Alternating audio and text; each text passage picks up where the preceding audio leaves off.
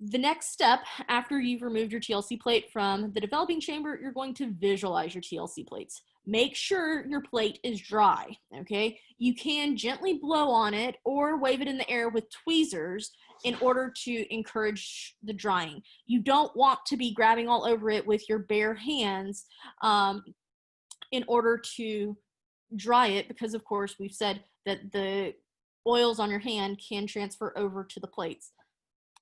You can hold it in your hands with gloves on. Holding it at the top where you have your solvent label, that is also acceptable.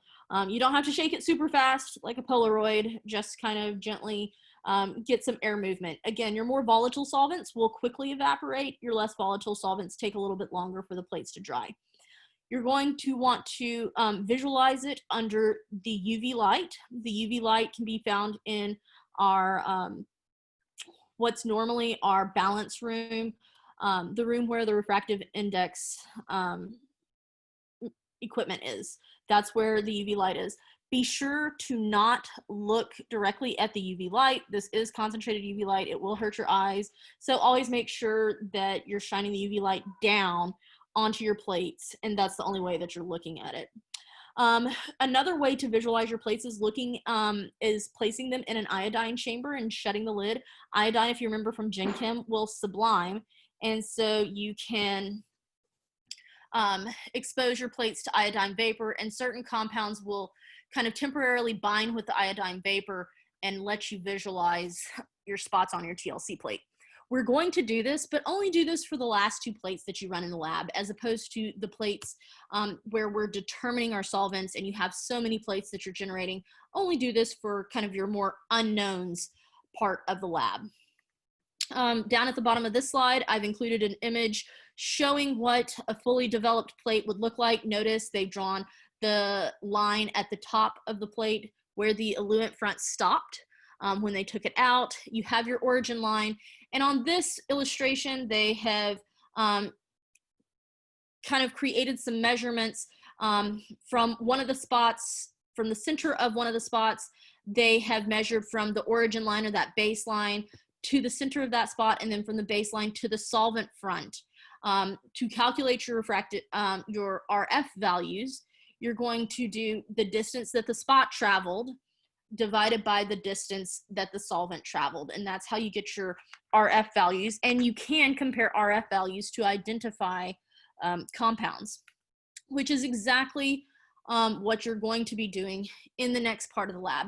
After you visualize your plates from the different solvents, you'll need to determine which one gave the best separation, and also which spotting technique worked best. Was 1x a better technique for you, or was 2x, spotting it twice, a better technique? You're going to choose a solvent to use for the rest of the lab, and you will need to obtain data to calculate the RF values for each spot on each plate, okay, for all 5 of the solvents, regardless of which solvents you personally ran.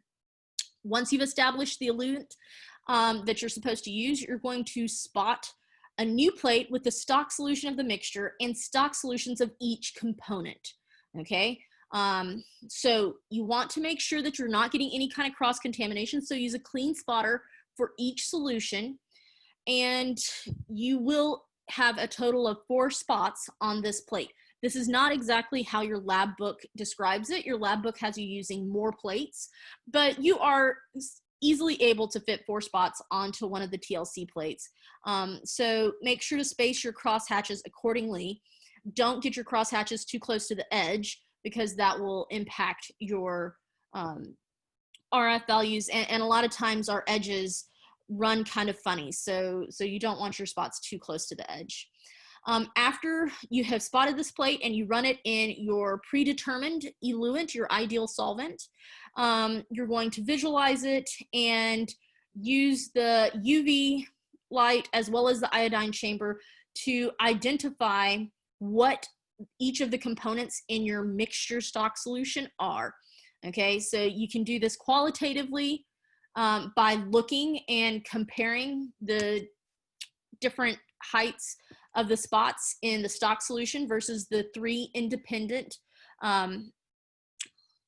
components, the 3 independent compounds. And of course, quantitatively, you'll be calculating RF values for each of the spots. What that means is for your stock solution of the mixture, you will have 3 RF values, 1 for each spot in that mixture. The other stock solutions will only have 1 RF value per spot because it's a pure mixture, it's a pure solution rather, of biphenyl or benzophenone or benzhydrol. So you've got lots of RF values that you'll be calculating. After you have identified which spots are which within the stock solution, you will be required to run an unknown TLC plate. Me or your TA will assign you an unknown solution number. You'll find the solution with that number and spot a plate with your unknown as well as your mixture stock solution, the same mixture stock that we've been using this whole time. You're going to spot those and then develop your TLC plate in the eluent. Then you're going to visualize it, again, visualizing with UV light where it's okay to trace around your spots because you can't see them once you're not under UV light, but visualizing using UV light as well as the iodine chamber. And then you're going to collect your data, qualitative and quantitative, yet again, to determine which compounds were in your unknown mixture. We know which compounds are in the mixture stock solution. We want to know what combination of these 3 components was in your specific unknown. Again, make sure you get information for calculating the RF values for all of those spots. Errors that people run into with this lab. It's usually a pretty smooth lab. You want to watch for chipping of the silica gel on your plates. The plates are pre-cut to kind of speed things up. Harold has done that for us. And but sometimes the plates get chipped. If your silica gel is chipped, it can make your eluent run crooked, just like I kind of mentioned with our edges. Edges are where the silica gel tends to chip the most. And basically, it basically causes your eluent front to kind of skew to one side. And you can see this as your solvent is running up the TLC plate. That messes up, of course, your separation, which causes your RF values to be skewed. If you do notice that you have chips in your silica gel, you want to trim those off with scissors, or if you'd prefer, I can come around and help you kind of trim those off. We don't have a whole lot of scissors within the lab. We only have 1 or 2 pairs, but typically you can find a plate without chipped silica, at least at first. The other error that people run into is not letting the eluent dry. So sometimes, especially when we're trying to determine which solvent is best, you may not think that you can see anything on the TLC plate. Think about what the structures of your solvents are. That's part of what you're supposed to be doing with the pre-lab. Would any of these solvents potentially show up or be able to be visualized under the UV light? You want to make sure everything is nice and dry because some of these solvents might interfere with being able to read your TLC plates. People will sometimes forget to get RF value data. They'll throw their plates away and not have taken all of their measurements. Other issues that we have very occasionally ran into is somebody running out of solvent in their developing chamber towards the end of the lab. Keep an eye on that solvent level. You don't want to run out of solvent as your plate is being developed because you can't really add solvent in while the TLC plate is in the developing chamber.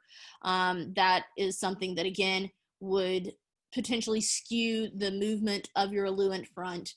So you would need to basically restart that particular plate if you ran out of solvent as the plate was running. This week's waste, we will have liquid waste container for all of our different solvents.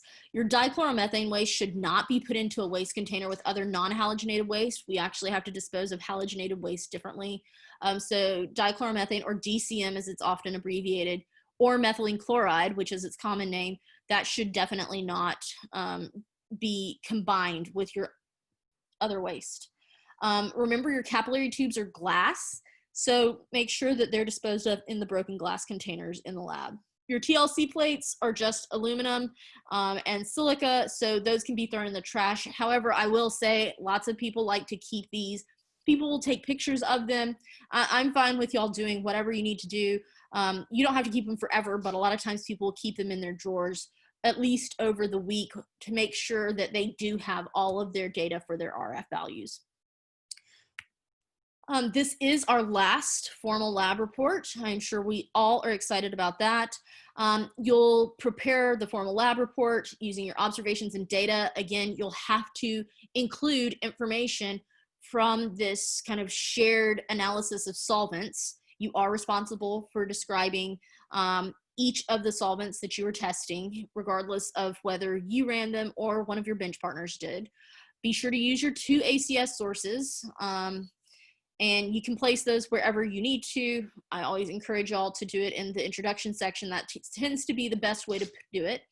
Remember, our citations are in APS style. That does not mean the rest of the paper has to be, just the citations. Your first draft is due either on October 5th for Tuesday's lab or October 7th for Thursday's lab. You will upload those to office.com, share with me, and I will assign us new editors for this last lab report.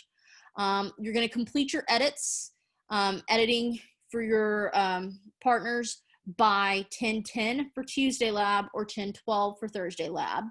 The final version of the lab reports will be uploaded to Moodle on 10:12 for Tuesday's lab and 10:14 for Thursday's lab.